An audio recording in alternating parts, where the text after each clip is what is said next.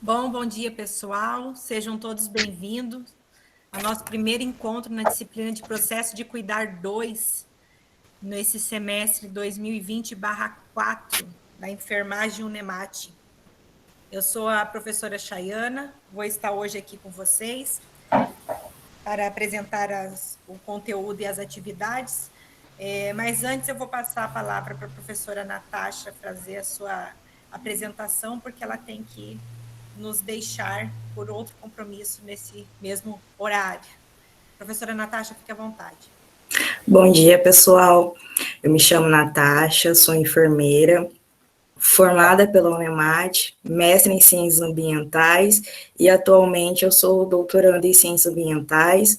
Serei uma das professoras a estar ministrando a disciplina com vocês, juntamente com a professora doutora Chayana, que é uma grande honra para mim, e espero contribuir muito para a formação de vocês, que ela eu tenho certeza que irá estar contribuindo. É isso, pessoal. Obrigada e tenham uma excelente aula. Imagina, Natasha, a honra é toda minha. Pessoal, se vocês já tiveram a oportunidade de dar uma olhada lá na nossa sala virtual, né, nós já colocamos o material dessas 2 primeiras semanas. Lá já está marcadinho a nossa fala de apresentação, né, como que vai ser o material que vocês vão trabalhar, tá tudo lá na nossa sala, tá? Fiquem atentos às datas que estão lá e às atividades que já estão postadas, tá? A gente já colocou essas 2 primeiras semanas já para vocês observarem quais são as atividades e se programarem para conseguir realizá-las todas dentro do prazo, tá? O nosso encontro será todas as terças, às 8 horas da manhã, tá? A partir das 8 da manhã.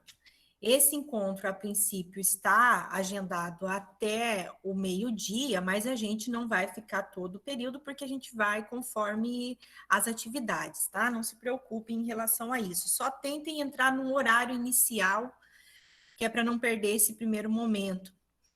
Tá? A ideia é que a gente, nessas terças-feiras, tire as dúvidas e também explane um pouco do conteúdo, né? O ideal é que vocês vejam esses conteúdos antes, para que na terça-feira, quando a gente for apresentar, vocês já consigam tirar as dúvidas, tá? Tem todos os módulos, nós vamos trabalhar em 5 módulos, todos os módulos vão ter as atividades avaliativas, tá? Então, nós vamos ter um questionário que vai ser respondido sempre no último dia. Aí nós temos uma outra atividade que é variada. Nessa primeira semana, se vocês já observaram lá, a gente tem um podcast para vocês produzirem sobre as sondas. E tem o fórum, né? Um fórum com estudo de caso. O fórum também vai ser uma atividade avaliativa, a qual vocês têm uma semana para participar. Todo módulo vai ter um fórum também. Tá? Então, fiquem atentos a estarem participando, assim, tenham o hábito de entrar todos os dias e dar uma olhada nos conteúdos, tá? Porque para não acumular material, que eu sei que vocês têm outras disciplinas. Essa disciplina de Processo de Cuidar 2 é uma disciplina com 180 horas, mas por conta do sistema remoto, a gente vai trabalhar apenas 60 horas, que é a parte da teoria, né? Então, assim, dica que fiquem o máximo de atenção possível, porque depois, quando voltar ao sistema presencial, a gente vai direto para o laboratório sem retomar essa teoria, tá? Então, vamos tentar tirar o máximo de dúvida aí, para que fique bem claro tudo, para que a gente não precise voltar depois a isso, porque vocês sabem que a gente está passando por esse momento de transição, e vai ser a primeira vez que a gente vai pegar uma disciplina que tem laboratório e tem campo, e vamos trabalhar separado, Vamos trabalhar primeiro a teoria num semestre, e aí, no ano que vem, possivelmente, que a gente vai trabalhar essas práticas. Tá? Então, a gente precisa estar com o conteúdo bem afiado aí, para não perder esse tempo. Certo? Está aberto também lá na nossa sala um fórum de apresentação. Tá? Então, eu gostaria que vocês depois entrassem no fórum e se apresentassem. Eu estou vendo que eu conheço bastante das carinhas aqui, dos nomes, porque a maioria passou por mim em epidêmio, né? No semestre ainda presencial, quando a gente ainda estava no sistema de aulas presenciais, a maioria já foi meu aluno. Né? Um ou outro que eu não conheço aqui, mas por favor, preencham lá o fórum, fazendo uma apresentação e botando as expectativas de você sobre a disciplina, tá? Tem alguma dúvida, algum questionamento já inicial? Se alguém tiver, pode mandar aqui no chat ou pode abrir o microfone e falar, antes da gente tomar aí, então, o conteúdo. Não? Ninguém tem perguntas? Ninguém quer saber nada? Não? Então tá bom. Lá no videozinho de apresentação também tem a minha apresentação e a da professora Natasha, também tem uma explicação do plano de curso. O plano de curso também está postado lá. Quem tiver dúvidas, entrem lá, está detalhado todas as atividades. E agora, nas próximas semanas, a gente vai já estar postando as atividades das próximas semanas. Tá? Essa disciplina, ela é uma continuação do processo de cuidar 1. Então, ela vai pegar os procedimentos agora um pouco mais complexos do que vocês viram lá no processo de cuidar 1. Então, nós vamos trabalhar as sondagens nessa disciplina, a sondagem tanto para alimentação como para eliminação.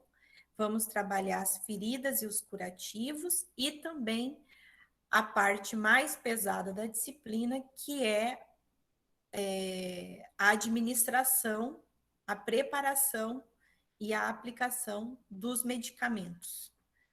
Tá? Então, é um conteúdo bem puxado. Aqui vocês vão ter que se adaptar a palavras novas, né? E a procedimentos que talvez ainda não viram. Como nós estamos nesse sistema remoto, a gente colocou bastante vídeos para vocês verem lá, assistirem, já para terem uma ideia de como que é o procedimento. Tá? Porque a gente não vai ter, eu não tenho material em casa para mostrar aqui no vídeo para vocês, e vocês não têm também na casa de vocês, então a gente vai ter que trabalhar nesse sistema aí de vídeos. Então, eu já postei lá bastante vídeos sobre as sondagens, para vocês estarem olhando e observando como que é feito esses procedimentos, tá? Até para perder aquele medo de, eu nunca vi fazer isso. Então, vamos utilizar aí os vídeos do YouTube para nos ajudar nesse sistema. Certo? Podemos começar, então, ao conteúdo.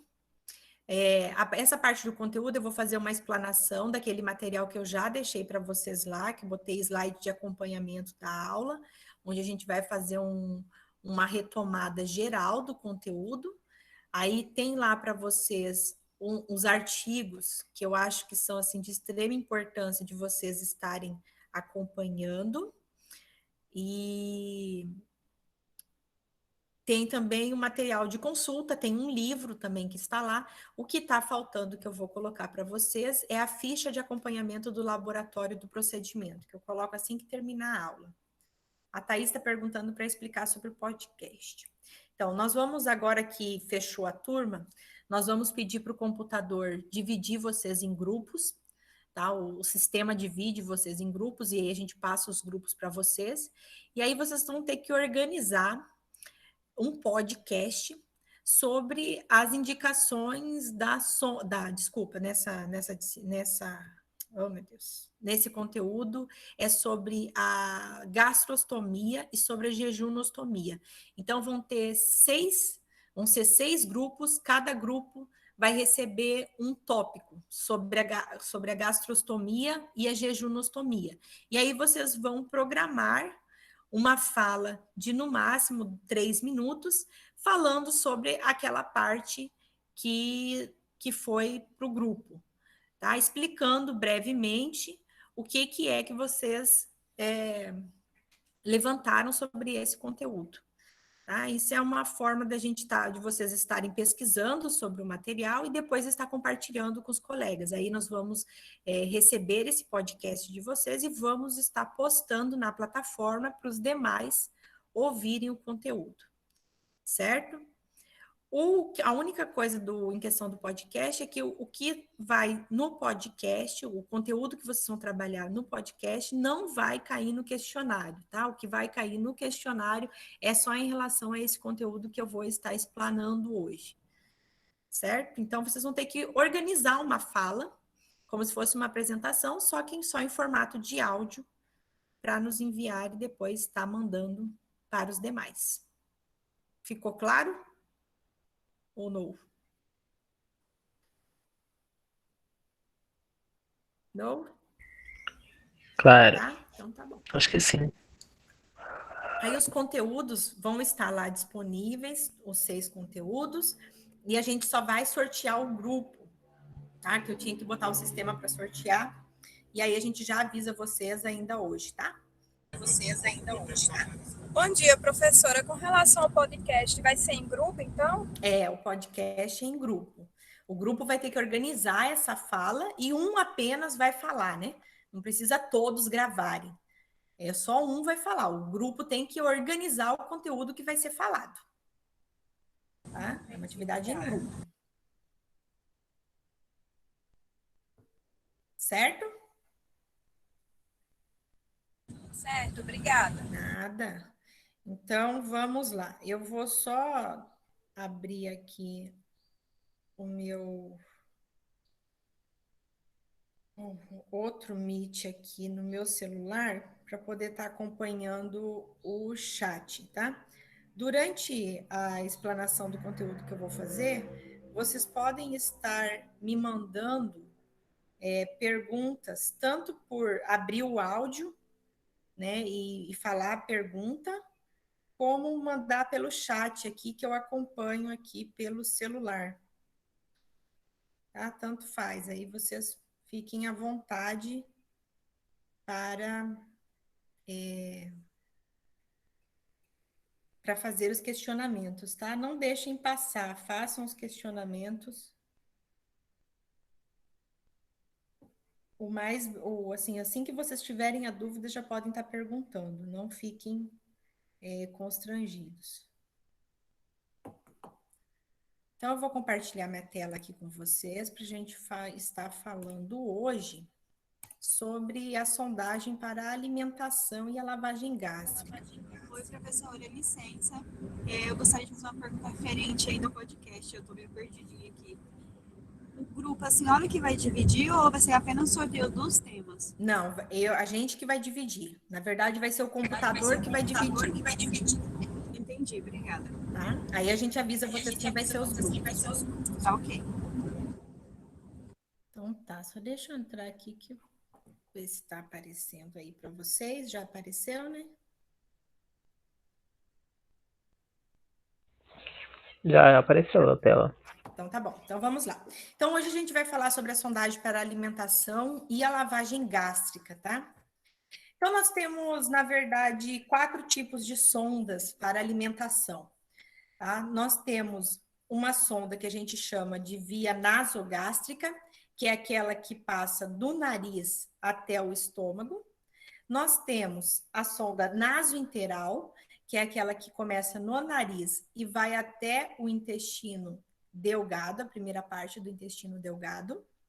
Nós temos a gastrostomia, que é uma sonda implantada diretamente no estômago.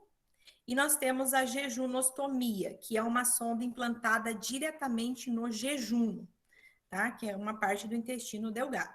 Então, esses são os 4 tipos de sonda para alimentação. Quando a gente passa essas sondas, é por conta do indivíduo não estar podendo se alimentar por via oral, né? Aí nós podemos ter problemas que podem começar desde a boca até o próprio intestino, dependendo do grau de gravidade do problema que se escolhe a sonda.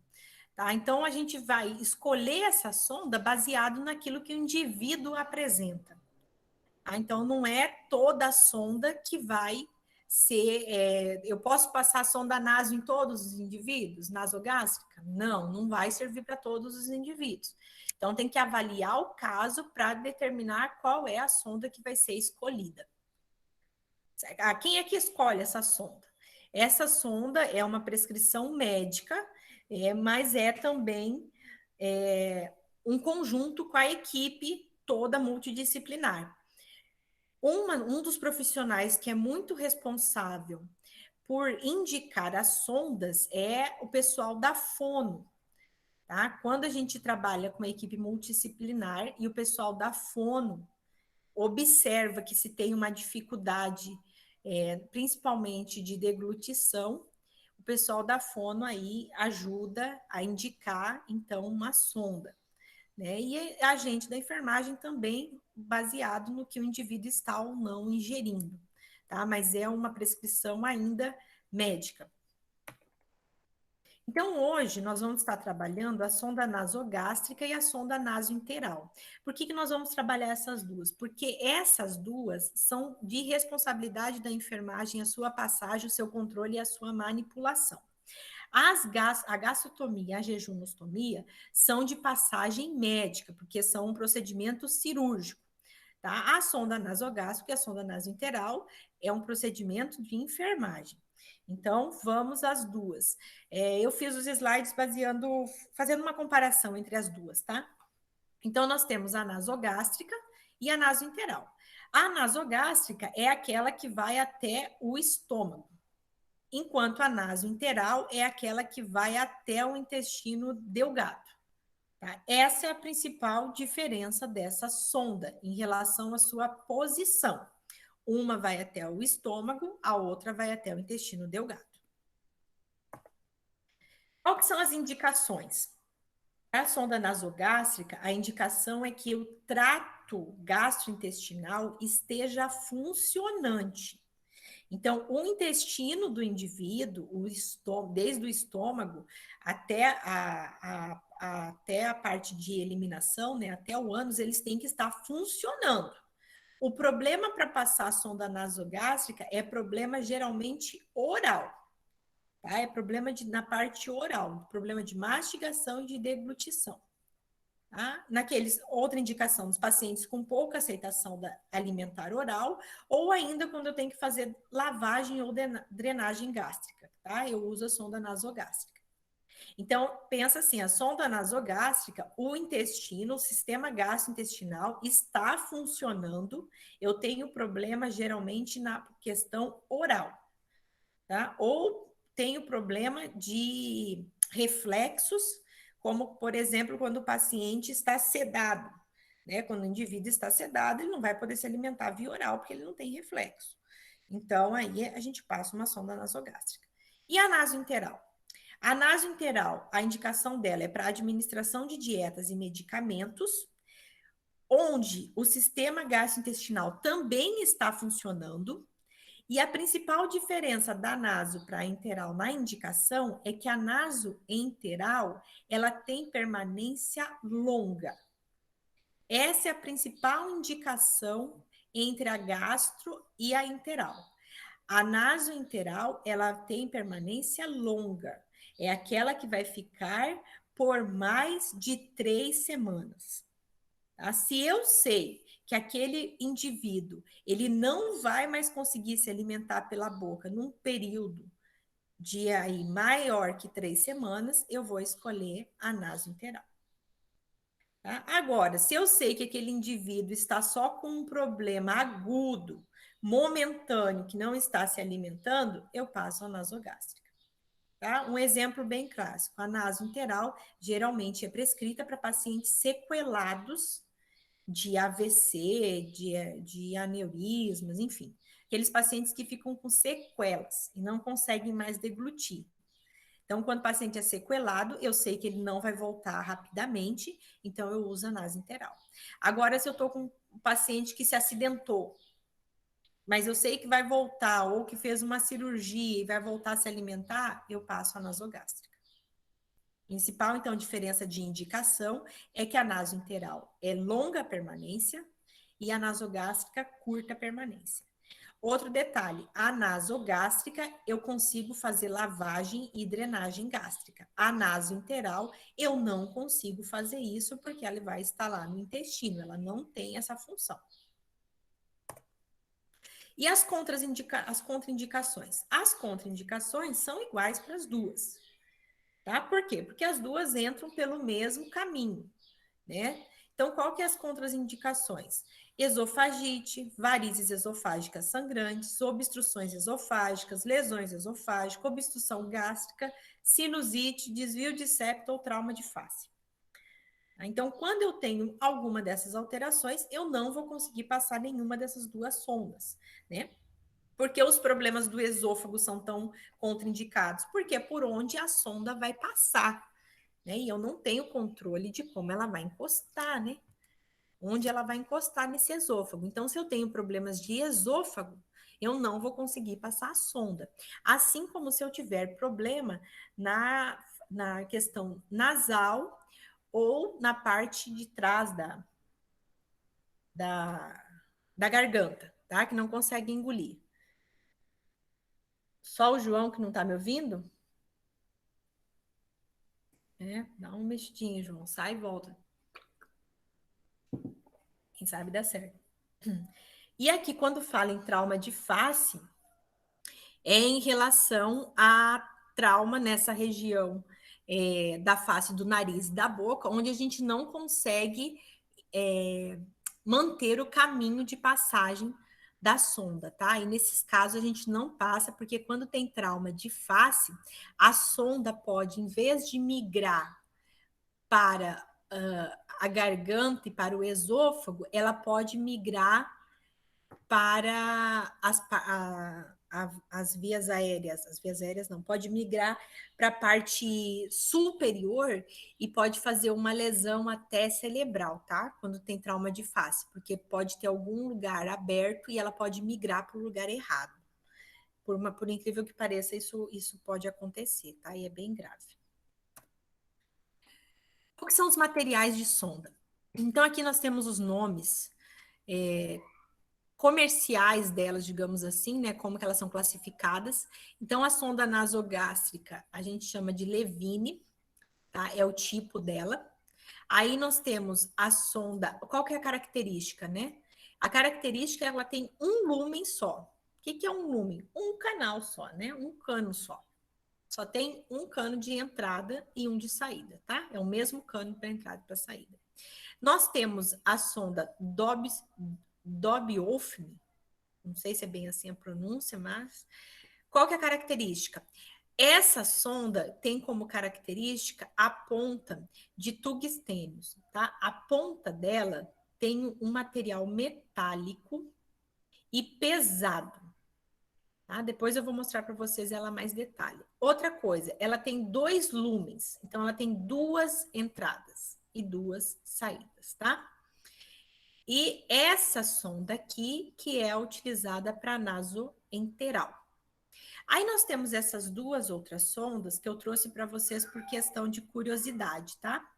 A Salem, que é uma sonda utilizada para descompressão, tá? Ela é utilizada quando tem problema de obstrução intestinal, ela vai até a parte do intestino só para fazer desobstrução, tá? É só para abrir.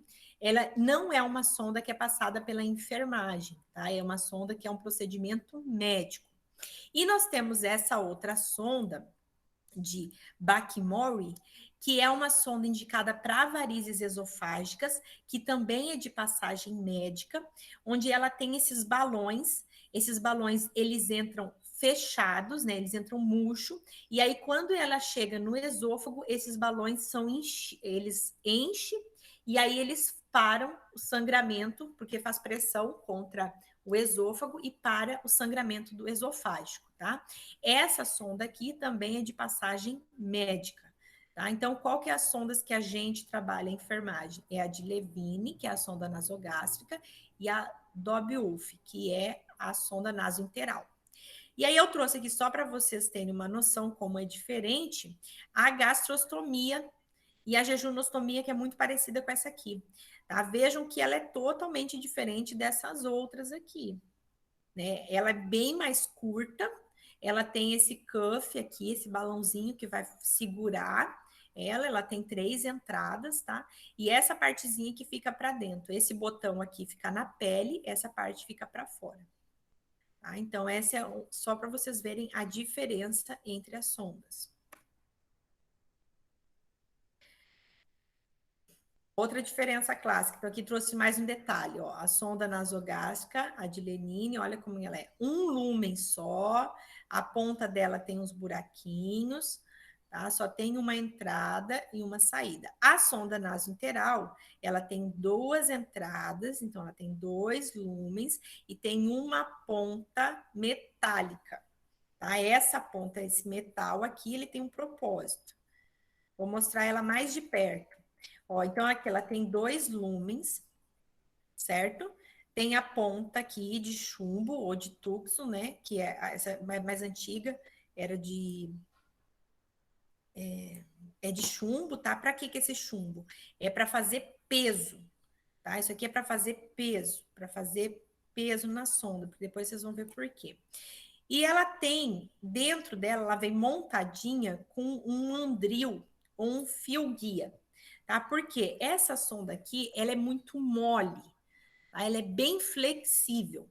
E aí, na hora de passar no paciente, como ela é muito mole, ela é muito ruim de passar. Então, para ajudar a passagem, ela vem com esse fio guia. E esse fio guia deixa ela mais firme para a passagem. Depois que passa, a gente tira o fio guia. Tá? E guarda esse fio guia. Enquanto a sonda nasogástrica, tá? Que essa aqui, ela é mais firme. Tá? Ela é um plástico mais duro, né? Então fica mais fácil de passar. Essa aqui, como o material dela é mais mole, ela precisa desse fio guia. Então ela tem essas 2 entradas dos 2 lumes, certo? Conseguiram ver bem a diferença? Dá bem para ver? Eu sei que é ruim por causa que é só imagem, mas para vocês guardarem a diferença que elas têm. Quem que é o responsável por fazer a passagem da sonda nasogástrica e da sonda nasointeral?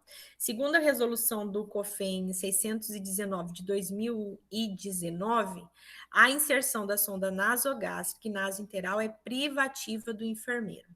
Tá? A passagem dessas sondas é considerado um procedimento de alta complexidade e, por isso, só deve ser passada pelo enfermeiro. Tá? É bom que fique bem claro isso. Antigamente, podia-se o técnico passar a sonda, certo? Hoje não pode mais. É responsabilidade do enfermeiro fazer toda a avaliação e realizar o procedimento.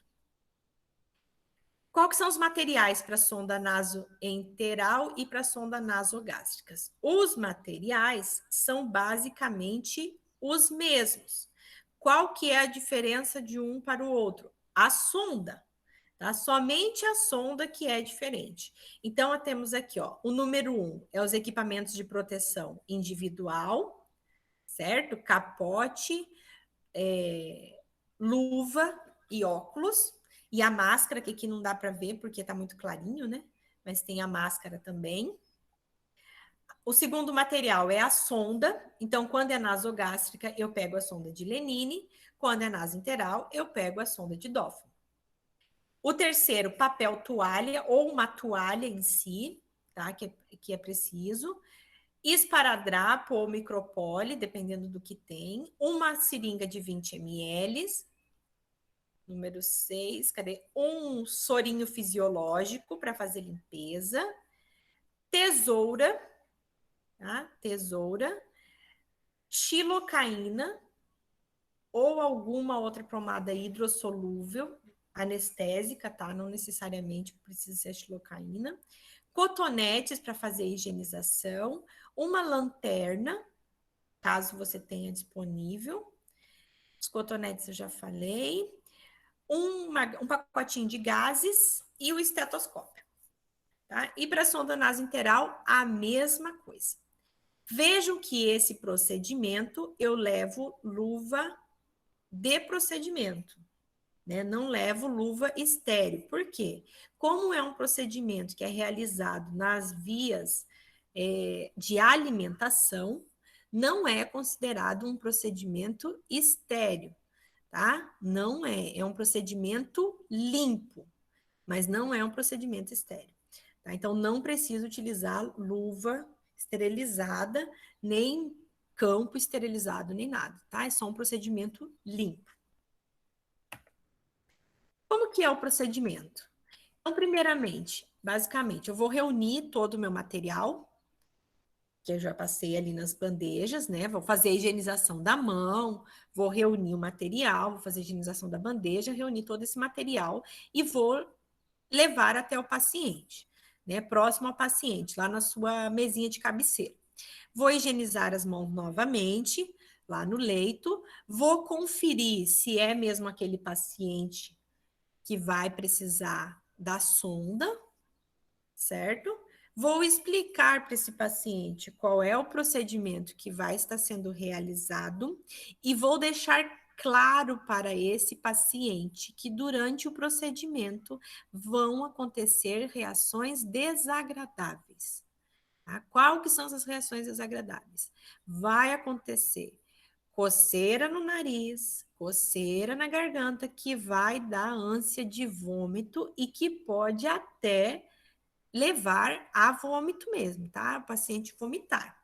Assim também como você vai ter um desconforto muito grande, mas isso vai passar assim que a sonda chegar no estômago.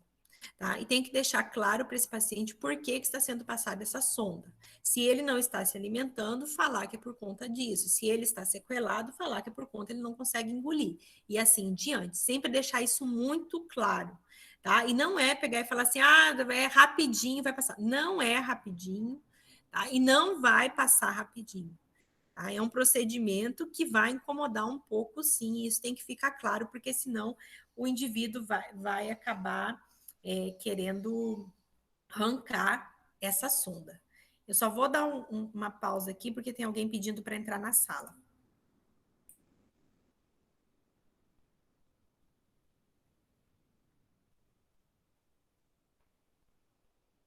Vamos voltar aqui.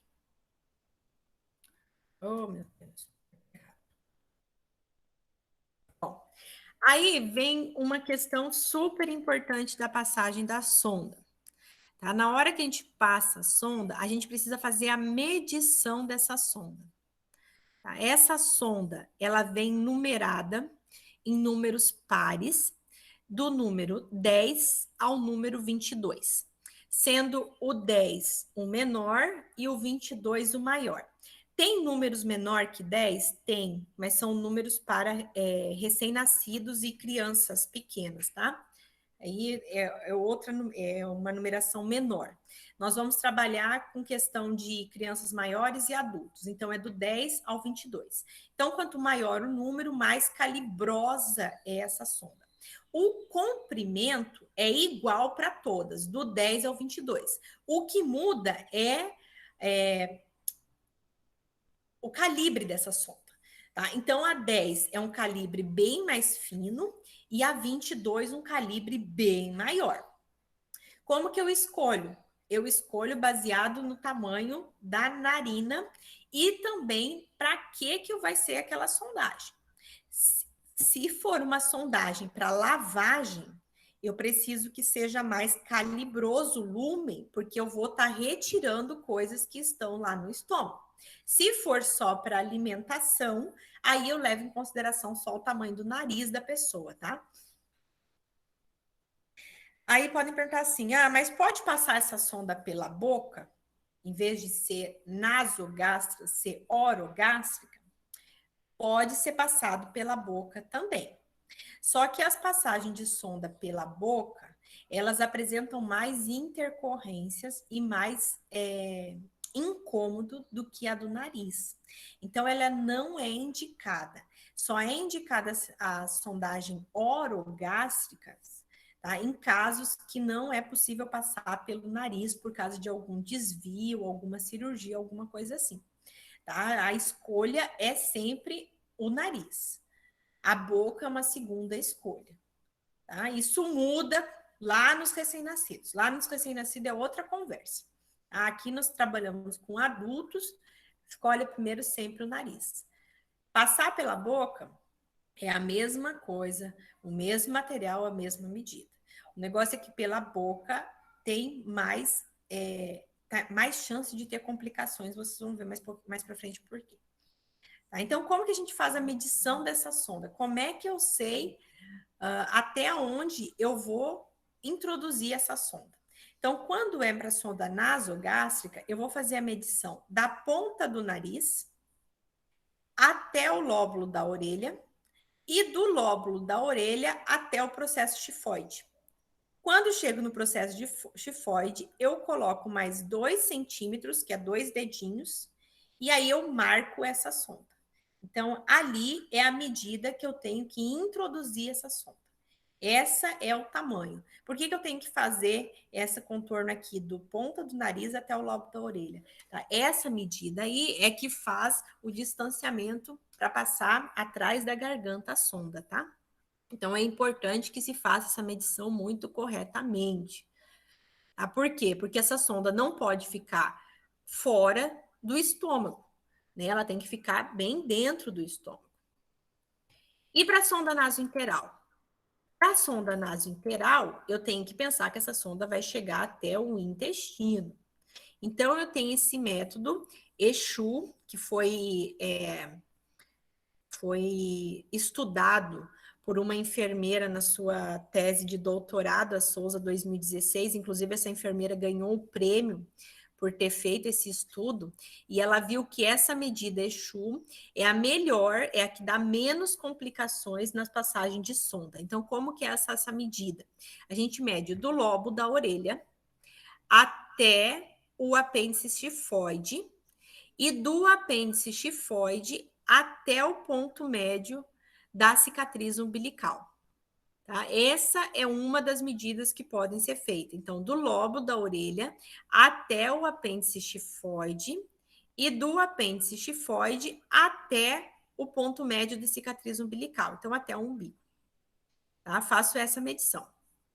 Outra medida que também é utilizada é medir da ponta do nariz ao lobo da orelha, do lobo da orelha até o apêndice tifoide, igual a sonda nasogástrica, só que aí adicionar mais 10 centímetros, que seria a mão aberta, ou medir até o ponto médio da cicatriz umbilical, até o umbigo. Tá? E aí eu marco essa sonda. Por que eu tenho que fazer essa medição? Dependendo do tamanho da pessoa, vai variar essa medida, né? Então, quanto menor a pessoa, menor vai ser essa medida. Tá? Então, vejam que na nasogástrica, ela vai até o estômago, na nasointeral até o intestino. Então, a nasointeral tem que ter mais espaço do que a nasogástrica. Aí eu continuo o procedimento. Então, fiz a medição. Eu vou, antes de fazer esse procedimento aqui, eu não tinha fotinho, só tinha escrita lá. Tem que verificar as narinas do paciente. Então, eu faço a verificação com a lanterna, tá? Eu olho as duas narinas com a lanterna, observo se tem algum desvio de septo em alguma das narinas, ou eu peço para o paciente fechar uma narina e respirar apenas com o outro lado e ver se esse ar passa fácil. Faço a mesma coisa com o outro lado, vejo se tem algum dos lados que passa melhor esse ar sem obstrução. E aí eu faço a limpeza da narina, tá? Por isso do cotonete lá nos materiais. Ou eu peço para o paciente assoar o nariz, se ele conseguir fazer isso sozinho, ou eu faço a limpeza com o sorinho fisiológico e com o cotonete, né? Tirando alguma sujeirinha que possa ter ali no nariz, alguma casca, enfim, fazendo a higienização. Fiz a minha higienização, tô com a sonda já marcada, o que que eu faço? Vou lubrificar a narina e a ponta da sonda. Tem alguns livros que trazem para passar a xilocaína na narina, passar na entrada da narina a xilocaína. Outros falam para passar apenas na sonda, tá? Aí vai depender de como que tá o seu paciente e as condições que ele está apresentando. Tá? Mas tem que lubrificar bem essa sonda. A gente sabe que essa xilocaína, ela vai, na verdade, só para melhorar a passagem, né? Porque, embora ela seja anestésica, ela não vai anestesiar, porque a gente vai passar na sonda e já inserir essa sonda, né? Para anestesiar, a gente teria que passar e esperar, mas não tem como fazer isso lá dentro do nariz e na garganta. Então, a gente lubrifica essa sonda e aí vai introduzir a sonda, então, pelo nariz. Tá? Então, a gente começa introduzindo no nariz. Após passar aproximadamente 10 centímetros de sonda, a gente pede que o paciente flexione o pescoço para frente, tá? Para que faça essa curva da garganta. E aí a gente fala para ele, engole, faça o movimento de engolir, faz de conta que o senhor está engolindo alguma coisa, tá? Porque esse reflexo de deglutição ajuda essa sonda a estar passando. E aí a gente vai empurrando a sonda até a marcação. Tá? Até onde estiver marcado, onde eu fiz a medição. Como que eu faço essa marcação? A marcação, ou eu faço uma marcação com um esparadrapo, ou ainda com uma caneta, dessas canetas que hidrocório, né? Que não sai a marcação, aquelas permanentes. Tá? Então, eu introduzo dessa maneira. Incomoda? Incomoda muito, tá? Dá sensação de vômito, dá vontade de espirrar, dá coceira. E quando o paciente não está bem orientado, ele vai tentar te agredir, ele vai tentar arrancar essa sonda e segurar as suas mãos. Então, algumas vezes é necessário fazer a contenção do paciente para fazer essa passagem de sonda, tá? Aí eu trouxe aqui uma atenção. Se o paciente estiver intubado, ou seja, aqueles pacientes que estão sedados, a gente não vai conseguir deixar esse paciente sentado para passar. Ele vai ter que ficar na posição, ele vai estar já deitado. Então, nesses casos, tem que ter um cuidado maior para que essa sonda não entre junto com o tubo. Tá? Então, muita atenção nos pacientes intubados, porque no paciente intubado ele não vai te ajudar em nada, você vai passar sozinho. Se o paciente, durante a passagem, apresentar qualquer desconforto respiratório, tá? Qualquer desconforto respiratório, se ele começar a tossir, ou se ele apresentar qualquer tipo de falta de ar, para de passar. Para de passar, vai puxar a sonda e vai começar de novo. Porque se ele apresentar esse estímulo de tosse, tá? Ou de falta de ar, é porque essa sonda está entrando na traqueia e não no esôfago. Então, a gente para e volta de novo.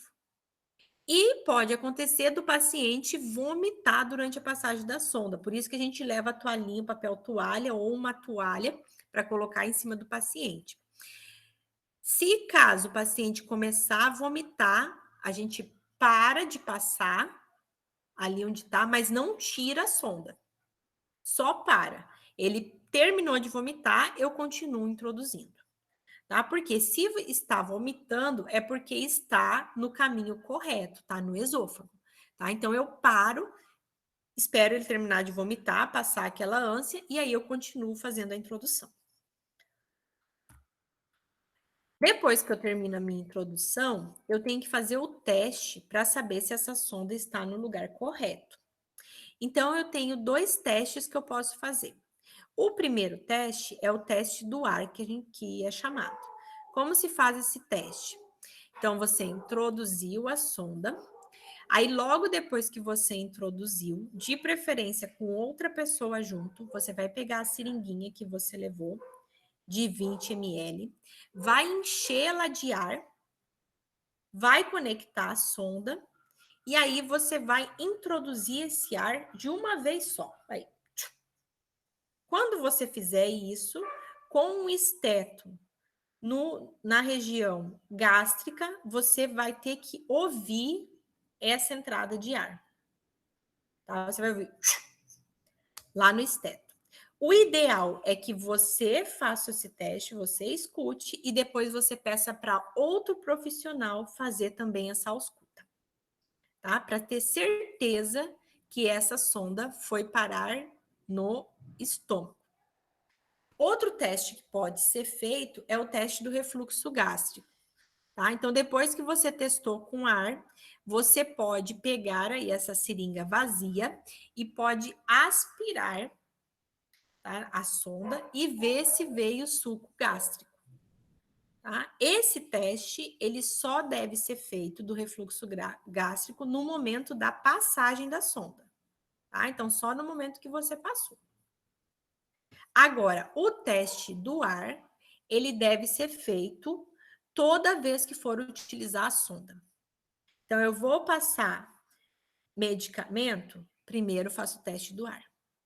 Eu vou passar alimentação, primeiro faço o teste do ar. Tá? Então, esse teste do ar, ele é feito no momento que faz a introdução da sonda e depois, tá? Quando for fazer os procedimentos, vai continuar fazendo o teste do ar.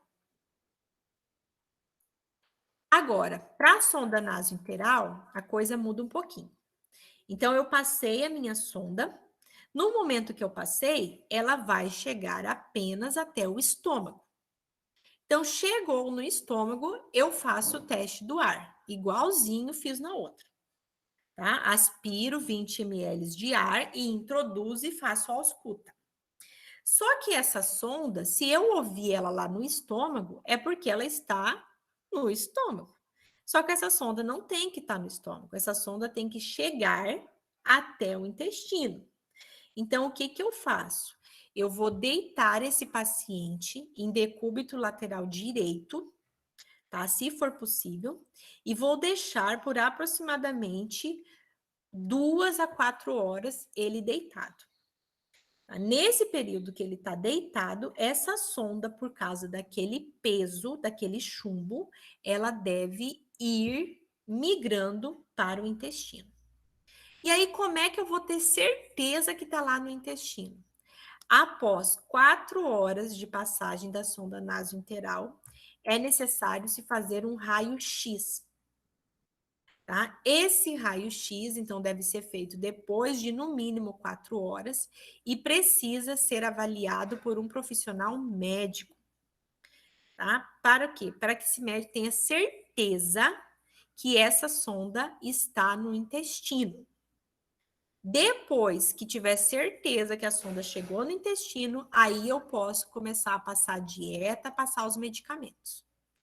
Tá? Não tem necessidade de fazer introduzir qualquer coisa na sonda antes do raio-x. Tá? Só se mexe nessa sonda depois do raio-x. Vejam aqui esse raio-x.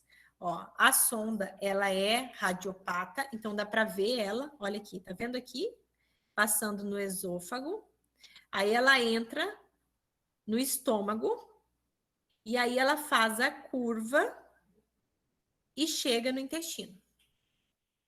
Certo? Então, quando a sonda está já na porção do intestino, ó, veja que ela faz a curva do estômago e migra para baixo. Aqui ela está no intestino. Quando ela já está no intestino, aí eu posso começar a utilizar ela. Tá? Mas isso só depois que foi feita essa verificação pelo raio-x. A sonda nasogástrica precisa ver no raio-x? Não precisa. A sonda nasointeral precisa. Tá? E esse fio guia, professor, precisa estar com fio guia dentro da sonda para fazer o raio-x? Não precisa estar com fio guia. O fio guia, a gente tira ele assim que a gente termina de passar. Tá? A gente tira e guarda esse fio guia.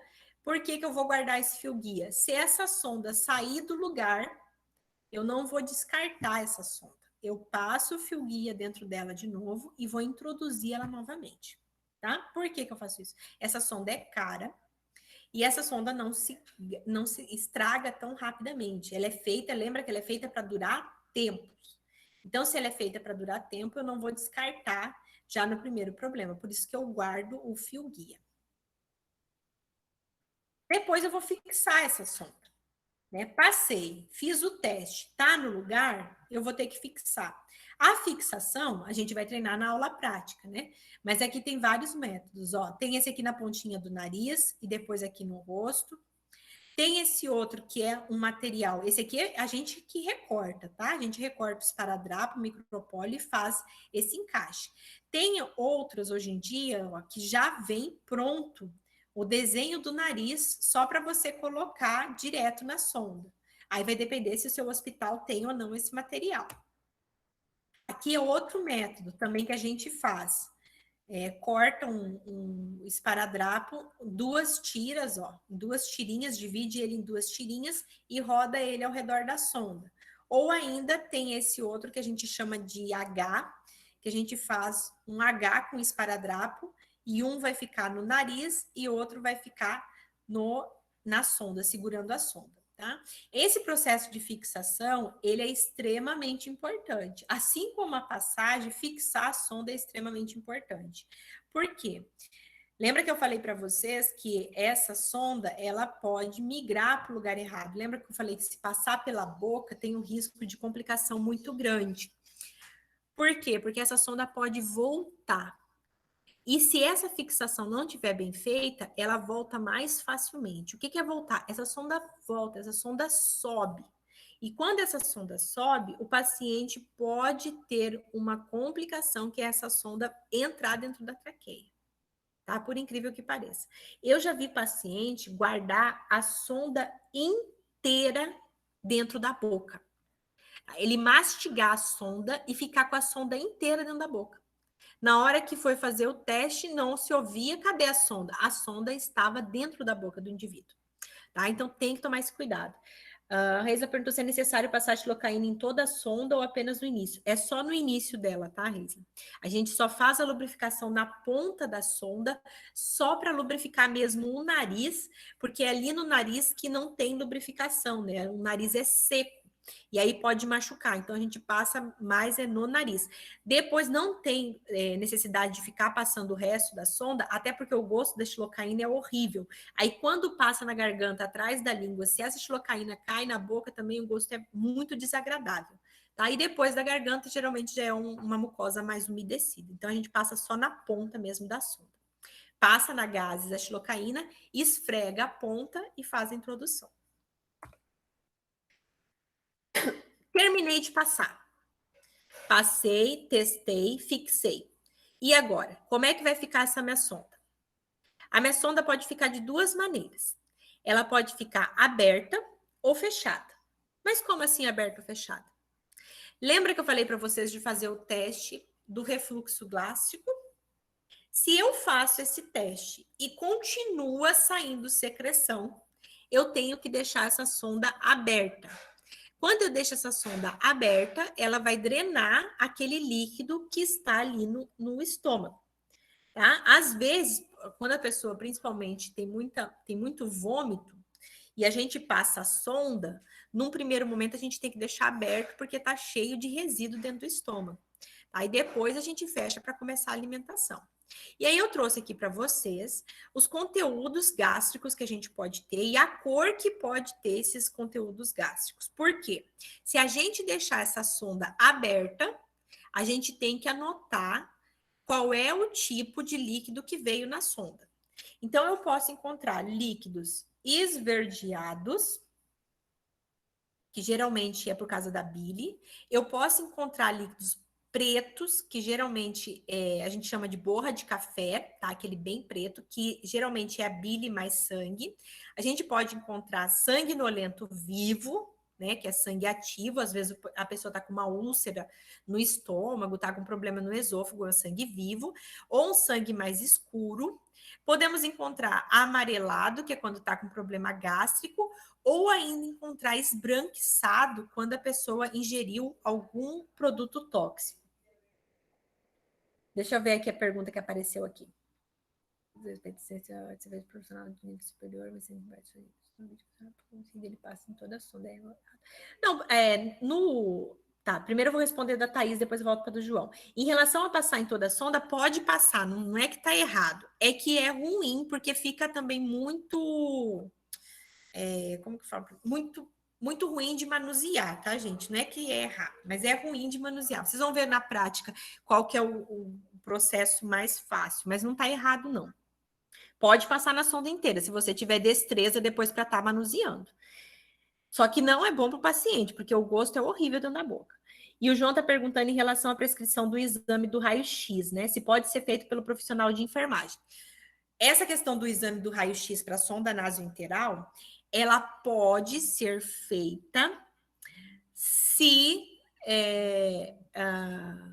se for feita no... Se oh meu Deus, se o hospital tiver protocolo para o profissional de enfermagem estar fazendo. Tá? Não é todo o hospital que tem esse protocolo. Tá? Alguns hospitais têm o protocolo que já está autorizado, o enfermeiro está fazendo esse pedido, tá? Mas se não tiver protocolado, tem que ser o profissional médico, tá? Aí depende do protocolo do hospital, certo?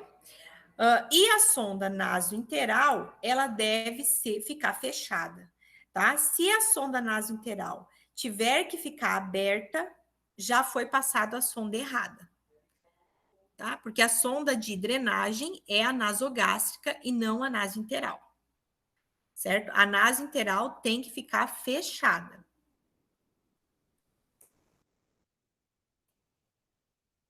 Aí a anotação no prontuário. Então, o que eu tenho que anotar no prontuário? A data e a hora da passagem, o tipo de sonda, o número da sonda, qual que foi a finalidade dessa sonda, qual que foi a narina escolhida, quantas vezes eu tentei para conseguir passar, tá? Se teve intercorrência ou não durante a passagem dessa sonda, qual teste eu realizei para localizar, como que ficou a sonda, como que ficou aí no sentido se ela ficou aberta ou fechada, e se teve alguma alteração na condição geral, tá? E aí colocar o seu nome, né? O nome do profissional e o Corém, tá? A medida é interessante também se fazer uma medida de controle. Qual que é a medida de controle? É marcar o tamanho da sonda que ficou para fora, tá? Para ficar, qual que tamanho que ficou para fora da sonda? Então eu posso medir isso com uma fita métrica, tá? E fazer a medição de qual tamanho da sonda ficou para fora, tá? É um método de fazer o controle dessa sonda, né? Se vai ficar para saber que está no lugar certo, gente, porque pode acontecer muitas intercorrências com essa sonda, certo? Pessoal, só me dá 5 minutinhos que eu preciso atender aqui a minha porta, que eu tô sozinha aqui em casa, só para ver um negócio aqui. 5 minutinhos, eu já volto aqui com vocês. Vai marcando as dúvidas aí.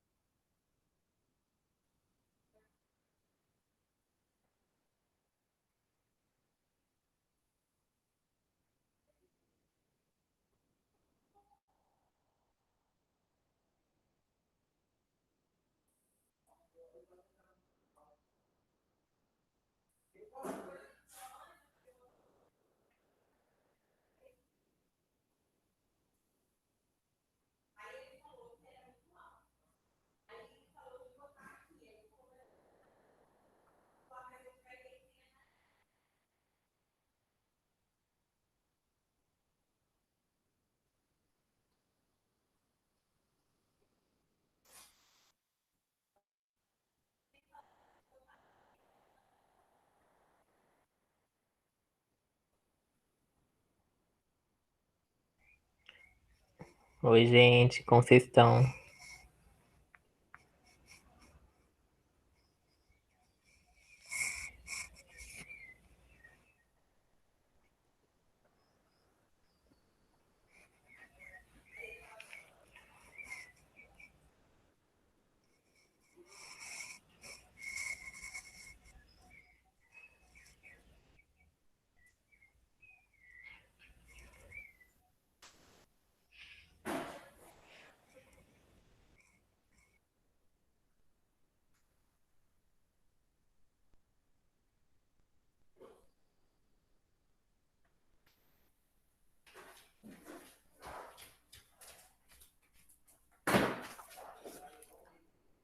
Oi, pessoal. Desculpem aí a saída. É que vieram instalar uns negócios aqui em casa e aí só tá eu em casa hoje. Bom, ai, meu Deus do céu. Saí aqui do chat, peraí.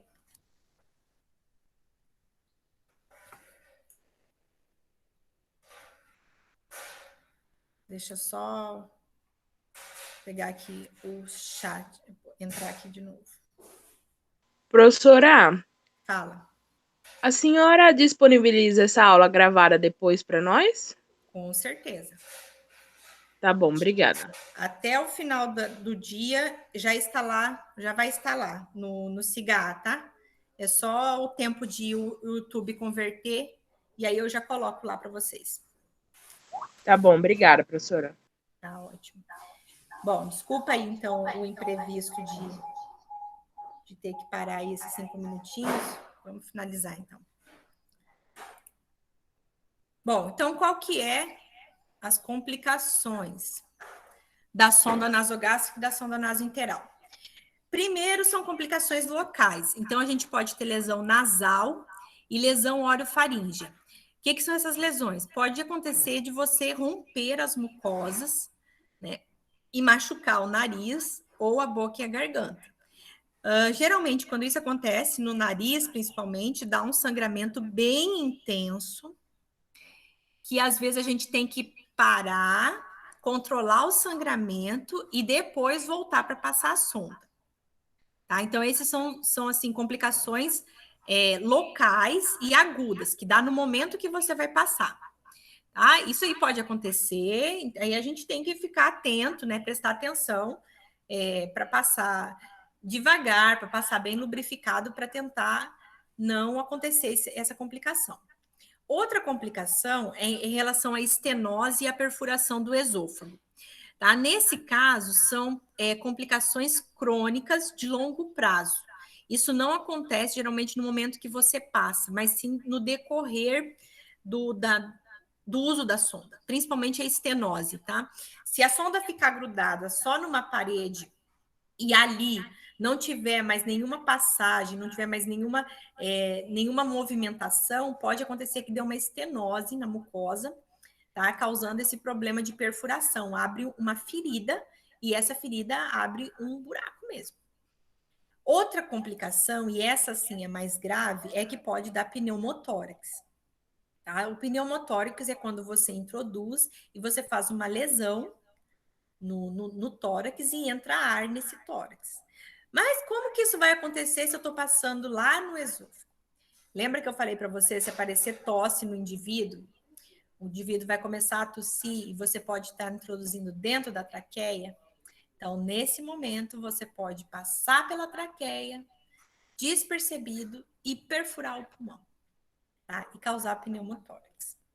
E outra complicação que é comum acontecer e que é gravíssima é em relação a essa sonda. Ela não perfura o pulmão, mas ela entra no pulmão e ela fica lá guardadinha, bonitinha. Principalmente a nasointeral. Tá? A nasointeral, ela é danada para entrar para o pulmão. Veja aqui esses dois raios-x, tá? Olha lá, ela entrando aqui, ó, veja que ela entra na traqueia, passa na carina e entra no bronco e se aloja na base do pulmão. Olha a pontinha. Lembra a pontinha da sonda nasointeral? A pontinha pesada de chumbo? Olha onde ela foi parar. Esse outro raio-x é a mesma coisa, ó. Vejam que ela vem e migra para o lado direito, tá? Ó a pontinha dela, bem bonitinha, a pontinha de chumbo, né? Então, nesses casos, geralmente acontece, se acontecer a introdução de algum alimento ou de algum medicamento, já vai dar uma pneumonia aspirativa, uma infecção, podendo até gerar complicações mais graves, tá? Então, tem todo esse cuidado na passagem da sonda relacionado a complicações. Tá? É as complicações que podem ter. E o que pode acontecer? Por que fazer os testes? Os testes te dão a garantia que ela está no lugar certo. E por que fazer o teste do ar toda vez que for aplicar o medicamento ou for dar a alimentação? Para ter certeza que essa sonda não voltou. Ah, mas como isso, professora? Ó, assim, acontecem coisas que não tem explicação. Essa sonda, às vezes, elas dobra dentro do estômago e volta para cima e entra para dentro do pulmão. Tá? São coisas assim que não dá para explicar como isso acontece, mas isso acontece. Tá? Dela voltar e entrar no pulmão sozinha. Ah, mas isso é impossível. Não é impossível, tá, gente? Acreditem, não é impossível, porque eu já vi isso. Então, é necessário fazer o teste sempre que for passar medicamento ou passar alimentação na nasogástrica, e na nasointeral a gente só manipula depois que faz esse raio-x. Não se introduz nada antes desse raio-x. Tá? E esse raio-x, se tiver em dúvida, mais de um profissional deve avaliar. Aí eu trouxe para vocês aqui os cuidados gerais. Tá? Não são cuidados específicos, tá? Mas são os gerais. Então, primeiro, observar o volume e o aspecto de líquido drenado. Tá? Então, se você deixar essa sonda aberta, você tem que anotar que líquido foi esse. Tá? Outro, sempre testar o posicionamento da sonda nasogástrica antes de administrar nutriente ou medicação. Ah, mas eu sempre tenho que fazer isso? Sempre tem que fazer isso. É a sua única garantia de não estar cometendo um erro. Tá? A seringa para administrar medicação e nutriente sempre sem agulha, tá? Para não furar essa sonda. Nunca usar nada com agulha nessa sonda. Sempre lavar a sonda antes, durante e após a administração de medicamentos. Tá? Tudo isso aqui na sonda nasogástrica. Sempre lavar essa sonda. Lavar com quanto? 20 ml de água antes, 20 durante e 20 depois. Tá? Por quê? Para não encrostar medicamento nessa sonda ou alimentação nessa sonda e entupir a sonda. Tá? Antes de ser aberta, o ideal é sempre dobrar essa sonda para que não entre ar. Isso a gente vai ver na aula prática. Após administrar os medicamentos pela sonda, o ideal é esperar 30 minutos para depois abrir essa sonda ou para depois aplicar a dieta, tá? Porque a gente tem que pensar para deixar o medicamento fazer efeito. E sempre observar se a sonda não está esterilizada. Mas o que é esterilizado? Se essa sonda não saiu. Mas saiu por aonde, professora? Pelo outro buraco do nariz ou pela boca. Tá? Já aconteceu de chegar e falar com o paciente, e o paciente está com a sonda colocada em uma narina e a ponta dela na outra. Mas, professor, isso não acontece. Gente, isso acontece. Como é que isso acontece? Não faço a mínima ideia. Tá? Mas acontece. Dessa sonda voltar, essa sonda entrar no outro buraco, acontece. Então, sempre observar. Um cuidado bom é assim, antes de passar a dieta, se o paciente estiver acordado, se estiver consciente, pedir para ele abrir a boca, né? Fazer e você enxergar se essa sonda está passando lá na garganta. Tá? Por incrível que pareça, Edson. Eu estou falando porque eu já vi. É incrível, não sei o que acontece com sonda. E com a sonda nasointeral, os cuidados gerais, mesma coisa. Aqui tem um cuidadinho um pouquinho diferente. Quando você passa nasointeral, se você aspirar o conteúdo antes da dieta, você vai testar se ela está lá no intestino, e você puxa líquido e vem mais que 200 ml, você espera 2 horas para começar a passar essa dieta. Porque se está voltando coisa na sonda, é porque esse intestino pode estar obstruído. Tá? Então, tem que tomar esse cuidado. Outro, respeitar o tempo de passagem da dieta. Então, se a dieta é para passar em 12 horas, tem que passar em 12 horas. Se a dieta é para passar em 24 horas, é 24 horas. E assim em diante. Se é para passar meia hora, é meia hora. Tá? Respeitar esse tempo de dieta. Lavar a sonda antes, durante e após medicação e após alimentação. Antes de abrir a sonda, sempre pinçar para não entrar ar. Aqui é a mesma coisa, administrar a medicação via sonda, sempre deixar 30 minutos e aí esperar para abrir ou para passar outra medicação. Não esquecer do raio-x, tá? O melhor raio-x é aquele depois... Vocês não vão ouvir os ruídos, tá, gente? É que estão instalando um negócio aqui em casa e tá mexendo com furadeira. O ideal é fazer, se fizer o teste na sonda e ela ainda estiver na posição gástrica, posicionar o paciente em decúbito lateral direito, deixar ele deitado de lado e esperar 8 horas para ver novamente se essa sonda está no lugar ou não. Tá? Porque assim, eu fiz o raio-x 4 horas depois, não está no lugar ainda, deita o paciente de novo de lado e depois de 4 horas verifica de novo. Tá? Então, não mexe nessa sonda sem ter certeza que ela está no intestino. E detalhe, não é uma sonda indicada para drenagem. Tá? Então, tem que prestar atenção. Se começar a vir muito líquido, ficar voltando líquido, precisa ser avaliado se não tem nada obstruindo esse intestino. E aí a alimentação pela sonda. Como que chama a alimentação pela sonda? A alimentação pela sonda chama gavagem. Tá? Guardem esse termo, gavagem. O que eu preciso para passar a gavagem?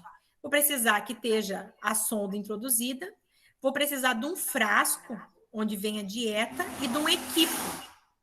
Tá? Esse equipo, geralmente, ele é diferente do equipo da medicação, para já ter uma diferenciação mesmo. Geralmente ele é de outra cor, ele é laranja ou ele é azul. Tá? A gente pode ter 3 tipos de dieta, 3 tipos de gavagem. Ou a gente faz a gavagem em bolos. O que é em bolos? A gente conecta a seringa e coloca a alimentação dentro da seringa. E aí coloca para cima e espera passar da seringa para a sonda. Outro que a gente pode ter é pela bomba de infusão. Então, a gente instala a dieta na bomba de infusão, programa a bomba de infusão para o tempo que tem que ser essa dieta e instala na sonda. Tá? Esse caso aqui é muito utilizado quando a gente tem as dietas de 12 horas, de 24 horas. Tá? A bomba de infusão é a mesma bomba de infusão que a gente usa para medicamento.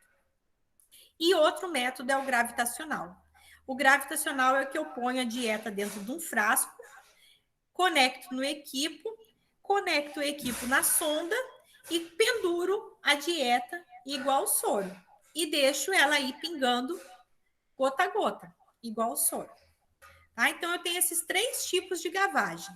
Em bolos, com a seringa, na bomba de infusão com a bomba, ou gravitacional, que eu uso o equipo e o frasco.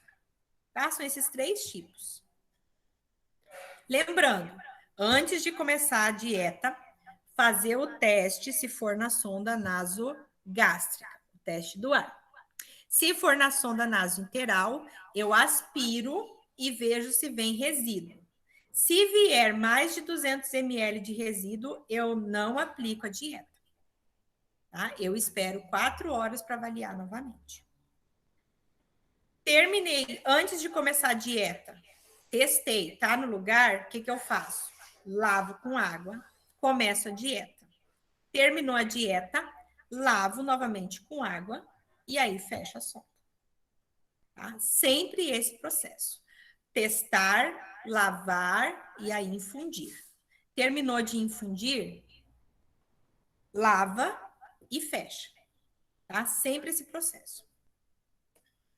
E aí, o outro procedimento que a gente tem, que a gente usa a sonda, é a lavagem gástrica.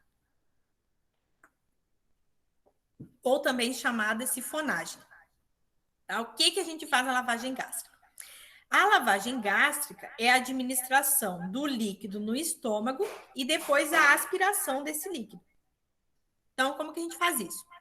A gente passa uma sonda e aí a gente injeta líquido nessa sonda e depois a gente tira esse líquido. Então, como aqui na figura, ó, injeta o líquido e depois tira esse líquido, tá? Faz uma lavagem. Quando que é indicada essa lavagem?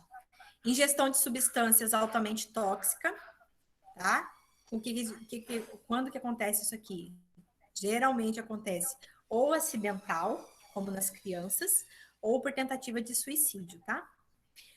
Outras, substâncias tóxicas que não aderem quimicamente ao carvão ativado, tá? Porque uma das práticas, quando a pessoa toma alguma substância, é você dar para ela carvão ativado, que daí o carvão ativado suga a substância e expele para fora através das fezes. Quando tem a substância que não consegue, que o carvão ativado não é aderente, precisa fazer a lavagem. Outra, injeção de tóxicos em até 60 minutos ou em casos de retardo de esvaziamento gástricos aliado à alta toxicidade de substâncias tóxicas, também tem que lavar. E quando tem sangramento gástrico, tá? Quando está sangrando o estômago, precisa-se, então, fazer essa lavagem, e aí tem uma característica que a gente usa água gelada para fazer lavagem gástrica de sangramento, que é para fazer a vasoconstrição e tá fechando, diminuindo esse sangramento, certo? Ou também é usada, não é lavagem daí, mas é descompressão, que a gente passa a sonda quando o estômago está cheio de ar e não consegue ser expelido, a gente passa a sonda e deixa ela aberta para expelir esse ar, tá? Qual que é o material necessário para lavagem? A mesma coisa da passagem da sonda, porque você vai passar uma sonda normalmente. O que vem de diferente? Um frasco para drenar o conteúdo e soro fisiológico. Quanto que eu preciso levar de soro fisiológico? Aí depende. Se for adulto, de 6 a 8 litros de soro fisiológico. Se for criança, aí depende do peso. É de 5 a 10 ml por quilo, o máximo 250 ml por vez, tá? Professora, como é que eu vou injetar 6 litros de soro no indivíduo? Não é 6 litros de uma vez, tá, gente?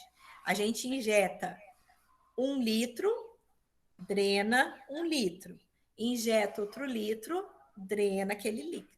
E assim fica até 6 ou 8 vezes, fazendo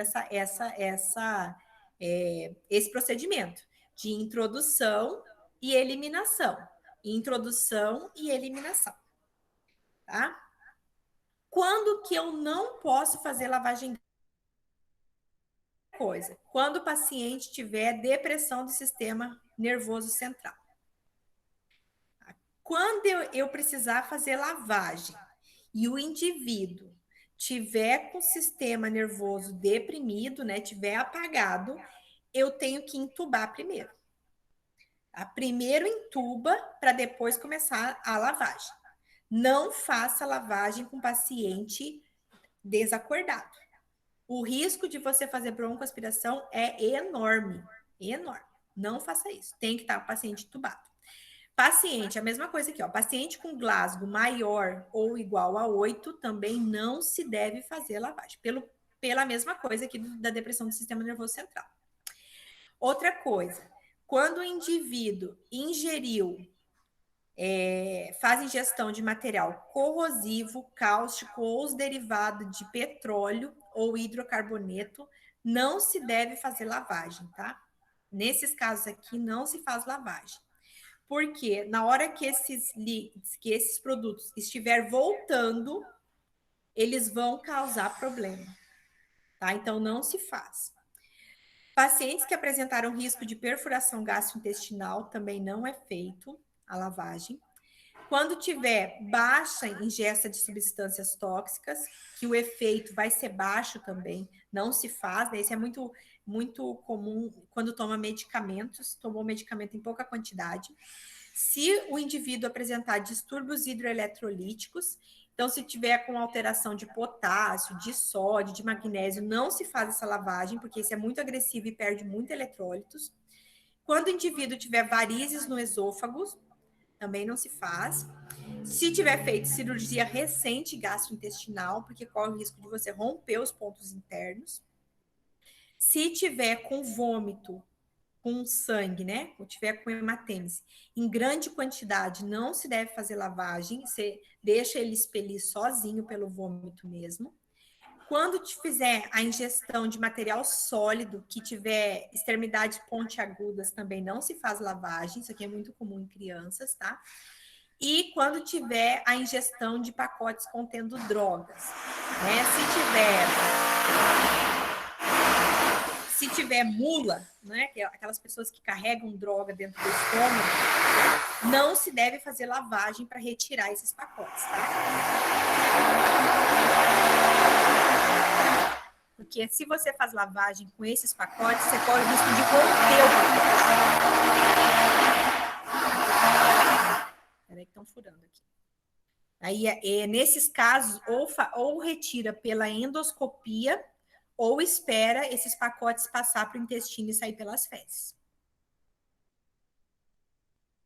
Quais os cuidados de enfermagem na gavagem? Não, esse aqui ficou no lugar errado, esse slide. Depois eu conserto para vocês. Esse aqui era para estar antes da lavagem. Tá? Então, no caso de dieta, né? Esse aqui ficou no lugar errado. Se for por motivo da dieta não for administrada, tem que marcar no prontuário por que não foi administrado.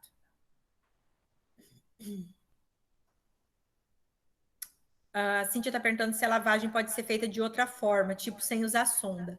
Não tem como, Cíntia. Só faz lavagem se for para você introduzir o líquido e tirar o líquido. Não tem como você tirar o líquido sem ser pela sonda, porque você provocar vômito, aí você não está retirando o líquido, porque alguma coisa já é absorvida. Tá? Então, lavagem gástrica é só com a sonda mesmo. Tá? Então, voltando, cuidar de enfermagem para dieta também. Anotar qualquer desconforto que o indivíduo estiver sentindo. Se o indivíduo começar a apresentar náuseas ou apresentar vômito durante a dieta, para na hora e comunica o médico o que está acontecendo para passar algum medicamento. O equipo da dieta tem que ser trocado a cada 24 horas. É necessário se fazer higiene oral do paciente com sonda, seja ela nasogástrica ou orogástrica, tem que fazer higiene desse indivíduo. Não é porque o indivíduo não está comendo que não vai escovar os dentes. Tá? Tem que fazer a higiene normal. E hidratar esse paciente com água, né? Não esquecer que não é porque o indivíduo está com a sonda que ele não vai precisar continuar bebendo água. Precisa-se fazer a ingesta de água também. Outro, sempre tenha atenção à validade da dieta. Tem dietas que valem apenas algumas horas, então tem que ficar atento. Tem que ter cuidado com pacientes que têm restrição hídrica, né? Porque aí eu tenho que controlar tudo que eu coloco, né? Tanto o líquido que eu vou lavar a sonda, como a dieta que eu vou introduzir, tem que ser minuciosamente calculada.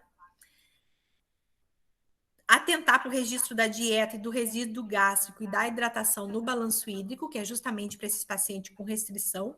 Então, o balanço hídrico é aquele controle que eu anoto tudo que entra e tudo que sai do paciente. Tá? E sempre verificar o resíduo gástrico. O que é esse resíduo gástrico? Quando eu deixo a sonda aberta. Se eu deixar essa sonda aberta, eu tenho que avaliar. Tá? Se o que está voltando for maior ou igual a metade do último valor infundido, eu vou colocar esse líquido que foi drenado, eu vou introduzir novamente. Agora, quando esse valor que foi drenado for maior ou igual ao total do último volume, aí eu desprezo esse resíduo e paro a dieta. Tá? Esse aqui da dieta, vocês vão trabalhar bastante na prática, né? Quando a gente for para o hospital, os pacientes fazem esse é muito... É um cuidado até domiciliar. Tá? Porque muitos desses pacientes vão para casa com sonda, principalmente esses sequelados, e aí a família aprende a ter esse cuidado. Né? Então, é mais ou menos com aquela ideia. Ela está com a barriga inchada, está vomitando, vai comer? Não, aqui é a mesma coisa. O que eu tenho que anotar no prontuário quando eu faço a drenagem? Tá? Por que eu faço a drenagem? Data e hora da passagem da sonda, tipo de sonda, número da sonda. Lembrando que aqui eu passo a maior sonda que o nariz aguentar. A finalidade da sonda, qual a narina escolhida, quantidade de tentativa, intercorrência ou não durante a passagem, qual que é o teste que foi feito. Lembrando que mesmo que essa sonda seja para a lavagem, eu tenho que testar antes, tá? Eu tenho que fazer o teste antes para ver se realmente está no lugar. Tá? Aí eu tenho que anotar quantos ml foram infundidos e qual que é a solução que foi injetada. Tá? Se foi soro fisiológico, se foi outro tipo de material. Tá? Porque o que acontece? Em alguns casos, pode ser que não seja injetado soro fisiológico. Às vezes é injetado, por exemplo, bicarbonato ou água destilada. Aí depende da solução. Aí a gente tem que anotar qual que é a solução que foi injetada, quantos ml e quanto que foi drenado.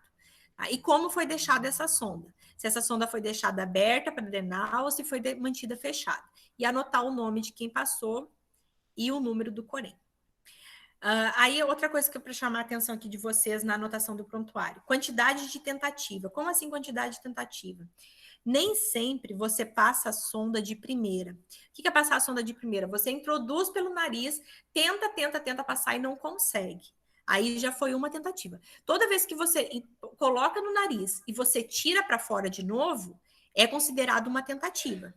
Então, você tem que anotar quantas tentativas você fez para conseguir passar a sonda. E para retirar a sonda, a última parte, então, porque assim como a sonda entra, a sonda tem que sair 1 hora. Para retirar a sonda, o que a gente leva? Leva uma bandeja com algodão, papel higiênico ou papel toalha. Às vezes pode precisar de álcool para fazer uma higienização, uma toalha de rosto, um biombo, luva de procedimento, material para higiene oral e saco para lixo.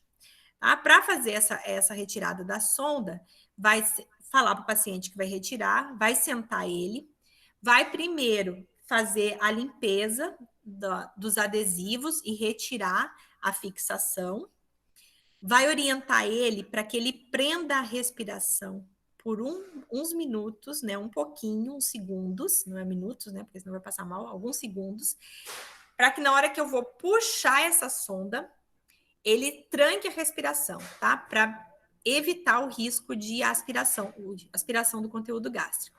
Tá? Então, a gente tira o catéter num movimento firme, tá? E, de preferência, num movimento só. Puxa de uma vez, puxa, quando vai fazer para puxar, puxa de um movimento só. E aí joga fora, né? Limpa-se então o nariz da pessoa, faz a higiene. Pode ser que nesse momento também aconteça sangramento, e aí tem que explicar e ajudar o paciente a fazer o estancamento. Fazer a higiene oral e anotar que horas você tirou, se teve alguma intercorrência, né? Ou se aconteceu se apresentou vômito durante a retirada ou alguma outra alteração. Anotei aqui, ó, data e hora da retirada, por que tirou, qual era a sonda, qual era o número da sonda, qual narina estava inserida, se teve intercorrência ou não, aqui é durante a retirada, ficou passagem dessa sonda, certo? Aqui estão as referências, todas essas referências estão, tirando esse livro aqui, tirando o Potter, tá? Que não está lá disponível, essas 3 referências estão lá na sala. Aqui tem uma pergunta, deixa eu ver. Esse caso eu tentei introduzir, mas aconteceu de retirar ela do nariz e ela veio para o meio externo. Tem que pegar uma sonda externa novamente ou pode ser a mesma? Ou se caso deve ser a limpeza? Assim... Ah, entendi. Tá, a pergunta é o seguinte. Eu estou passando a sonda. A sonda eu passei. Não consegui, tiro ela para fora. Preciso desprezar e pegar outra sonda? Não preciso, passo pela mesma. Você só vai trocar de sonda se essa sonda, por exemplo, cair no chão, tá? E se sujar. Mas se, por exemplo, tirou, encostou só no paciente ou encostou na sua mão, não tem problema, você vai passar a mesma sonda. Você só vai trocar essa sonda se por acaso ela cair no chão ou alguma coisa assim. Por que pode fazer isso? Lembra que ela vai passar no sistema gástrico. E o sistema gástrico não é estéreo, né? O sistema gástrico é só limpo. Então, não tem problema. Você só troca se caso cair no chão mesmo, aí sim sujar. Tá? Se, por exemplo, assim, você passou, começou a sangrar o nariz, aí você tira, tá sujo de sangue, aí você limpa com a própria gases, lubrifica e vai passar no outro nariz. Tá? Não, no outro nariz não, né? Na outra narina. Tá? Então, tem esse cuidado. Mas não precisa jogar essa sonda fora. Você vai usar a mesma sonda de novo. Certo? Isso é bem comum acontecer. Tá? Perguntas? É bastante coisa, né? Eu sei, é muita coisa de pancada assim. Mas a minha ideia nesse momento é trazer o que vocês precisam, prestar atenção. Então, é saber as indicações, saber o material, saber as contraindicações e as complicações. O procedimento em si, vocês vão acompanhar no vídeo, mas a gente vai fazer esse procedimento lá na prática. Tá? O que a gente precisa saber nesse momento é saber as indicações, as diferenças entre as sondas, os materiais e as complicações. E outra coisa que vocês precisam treinar já desde agora. Precisam treinar a escrita no prontuário. O que eu tenho que escrever quando eu passo essa sonda? Isso é importantíssimo. Tá? Tem que ficar atento em relação a isso. Outra coisa que eu queria lembrar a vocês. Espera aí que estão furando aqui em casa. Deu.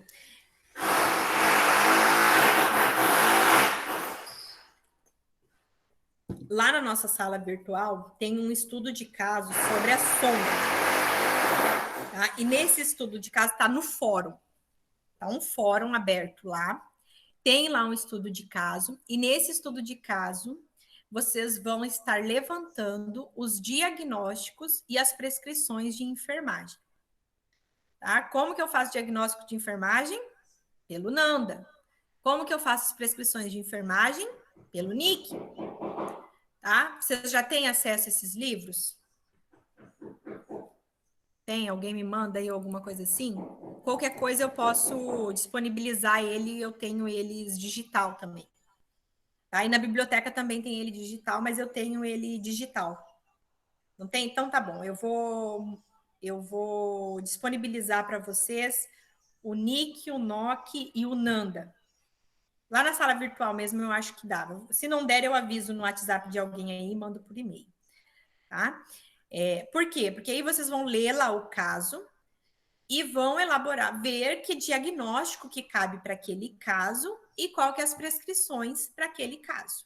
Tá? Não precisa fazer todos os diagnósticos do mundo, né? Mas pelo menos 3 diagnósticos com 3 prescrições. Certo? Vocês têm a semana inteira para olharem esse estudo de caso. Tá? E esse estudo de caso, ele vai ter uma nota também, tá? Ele vai valer 1 ponto dentro dentro da nota de vocês, tá? Não esqueçam de olhar esse fórum do estudo de caso, então, para trabalhar os diagnósticos e as prescrições. E aí eu e a professora Natasha vamos estar fazendo as correções lá pelo fórum mesmo, tá? Se o diagnóstico está certo, se a prescrição está certa, mas foquem principalmente nos diagnósticos e prescrição da sonda, relacionado à sondagem, tá? Então, não esqueçam, gente, de repassar, tem que ficar grudadinho na cabecinha de vocês nesse momento teórico. Tá? A preocupação agora aqui não é tanto com a técnica a gente vai ver depois. Aqui a preocupação maior é que vocês gravem principalmente as indicações, as diferenças, as contraindicações, as complicações e o que eu tenho que ficar atento. Então, assim, qual é o material para uma, qual é o material para outra? Qual é o teste para uma, qual é o teste para outra? O que eu vou... A sonda nasogástrica eu posso fazer lavagem, sonda nasointeral não posso. Então, não posso utilizar a sonda de Tuvifum para fazer lavagem. É só a de Levine. Então, tem que ficar claro essas questões teóricas nesse momento, tá? Guardem bem isso. Certo? Dúvidas? Não? Bom, eu vou ficar aqui na sala até meio-dia disponíveis para tirar dúvidas, para ver respostas, para fazer o que quiser, tá? No caso, vocês têm agora o resto da manhã para trabalharem lá na sala virtual ou para tirar dúvida aqui comigo, certo? Caso contrário, estão dispensados. Quem quiser sair para fazer as outras atividades lá do SIGA-A, pode já sair e fazer suas atividades, tá? Dúvidas, eu estou aqui até meio-dia, certo? Eu vou só parar a gravação agora para disponibilizar para vocês mais tarde.